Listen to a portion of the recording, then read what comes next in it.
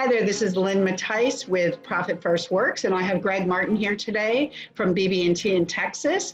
And the reason we have Greg on today is because Greg is a certified Profit First professional, our only banker so far. All the rest of us, like I mentioned, are accountants, bookkeepers, and coaches. But I wanted you to hear from Greg as a banker how he got interested in Profit First and why he refers his clients to use Profit First.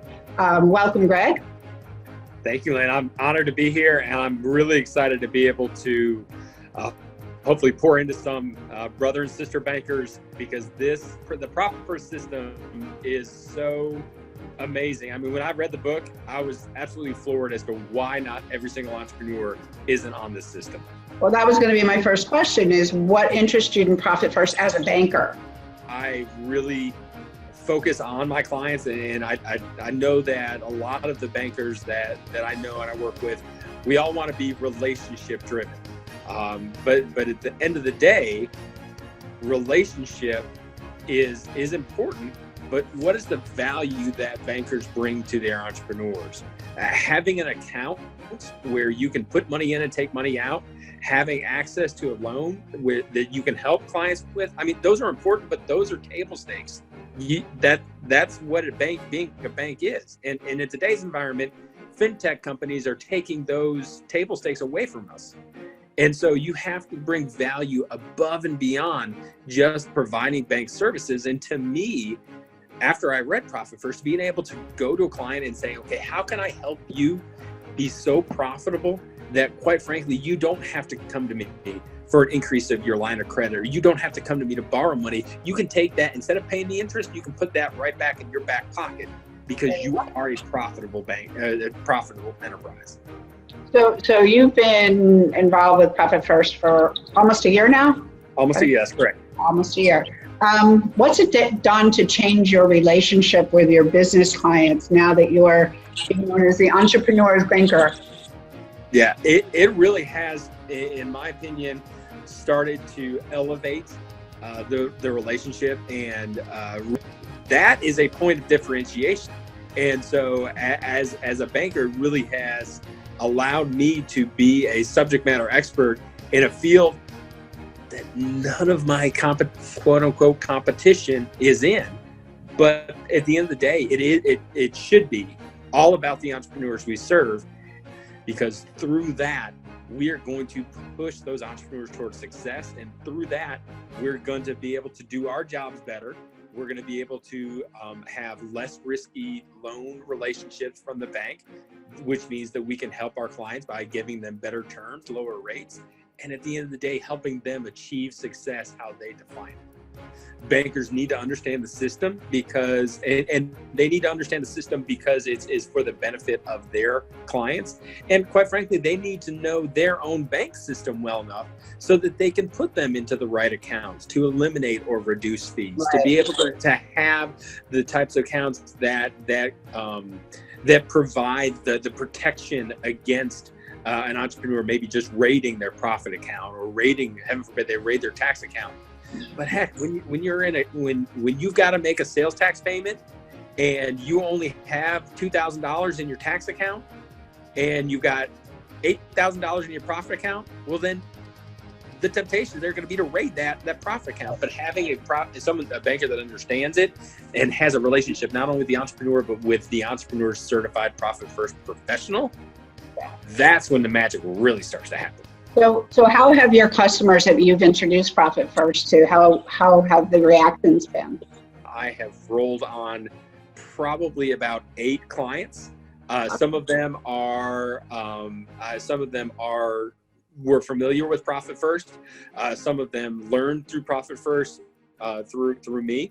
But really to be able to come to them and say, okay, how can I help you? Quite frankly, a lot of them show interest whenever their tax payments are due. And they say, I never want to do that. I never want to have to pull on my line of credit. I never want to have to pull from personal savings to make a tax payment again. I'm tired of it. I just want to have an account where that stuff is saved. And I say, great, I've got a system that you need to implement. So how easy do you feel it is to introduce it to your clients when they've never heard of it? It is. To me, it's very easy, but I've gone through and I'm at least have a very workable understanding of the profit first methodology. Mm-hmm. And really it is a function of how can I help you sleep better at night? How can I help you make sure that you have the proper cash reserve to deal with uncertainty in your business? How do I help you have a profit account that you can go and celebrate with?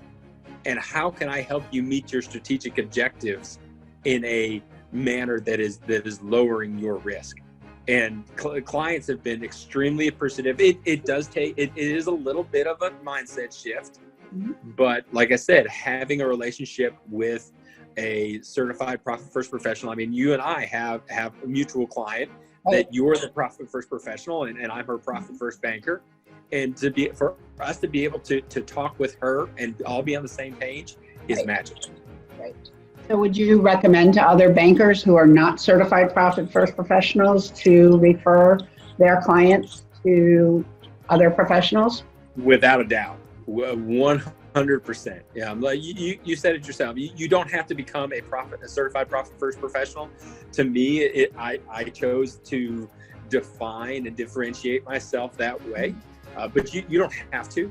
But to have a profit first professional that is aligned with you, and more importantly, aligned with your clients' strategic goals and objectives, and to be that second voice when you're like, hey, look, you really don't need to spend that, or your expenses are too high, or you're taking too much money out of the business. You really need to keep some money in the business in order to overcome some uncertainties, some potential things you don't know. Having that second voice really helps a lot, I found, and strengthens the relationship with the professional and with the entrepreneur. And every single banker that I know wants to be that trusted advisor. They want to be someone that goes and says, it's a relationship, and all that's great, and that's what you need to. But how are you doing that? If you define as a banker, if you define your relationship, and if you define yourself as a trusted advisor, someone that says yes, or takes advantage, takes care of any problems that they have, or even acts really, really quickly when a client has a loan request, well, then what are you going to do in 15 years when a client sits in their pool and says, hey, Siri, that $2 million loan that I've been thinking about, that building? I want to go ahead and get $1.5 million loan on it. And Siri says, great, you're approved. There's 3 banks around you. Here's the one that's the best terms. Do you want me to go ahead and order the appraisal? Do you want me to go ahead and start the title work? When that day comes, the convenience that you provide is going to be gone. And when the convenience that you provide is gone, then what differentiates yourself? How really are you a trusted advisor if all you are is someone that says yes? You're a preferred vendor. You're not a trusted advisor. And the thing is that bankers have a wealth of experience dealing with companies in different industries, in different growth stages, in different life cycles. And at the heart, a good banker understands risk. But why in the world is a banker who understands risk keeping that information to themselves? And so as a banker, you just have to be able to say, okay, how can I use my years of experience in different industries, different growth areas to help you prevent risk? And that truly is more satisfying. Yes, you want to do the deals, and you want to get loans, and you want to help clients with their deposits. But again, those are commodities. For you to be able to differentiate yourself and to actually use the experience you have and the knowledge and the passion that you have, that to me is what sets a banker apart. And that's what's going to separate a banker than Siri.